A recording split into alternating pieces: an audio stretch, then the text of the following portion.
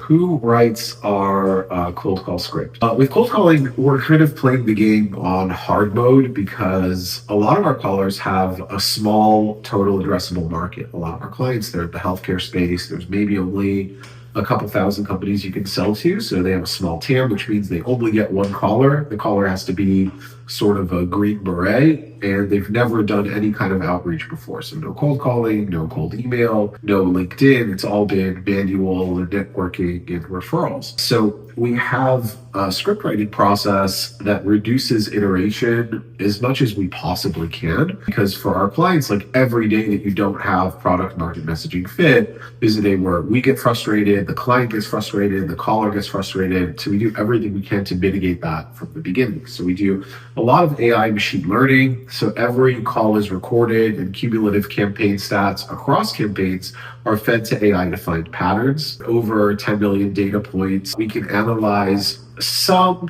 not always, right? So sometimes you can have a really effective, shorter or longer cold call script. There's other elements that play into that. But in general, there's 6 different psychological levers. You're looking at an average script reading time of about 90 seconds. We found works really well is 7th grade reading level combined with industry specific terminology. I write the AI assisted draft, and obviously my sales background is useful for that. And then Liz, depending on the campaign, my business partner Rashad will look at it. And so PR, marketing, operations, and industry specific backgrounds in healthcare. And then our sales manager looks at it. And then that all happens before we do the call review or the script review with the client. The client then looks at it, and we work through it almost like a negotiation until we have consensus with everybody, and everybody's happy shipping the final product. And then after the first 300 people have heard it, so after 3 days, we get really useful feedback both from the caller and also from the sales manager who's listening to these calls.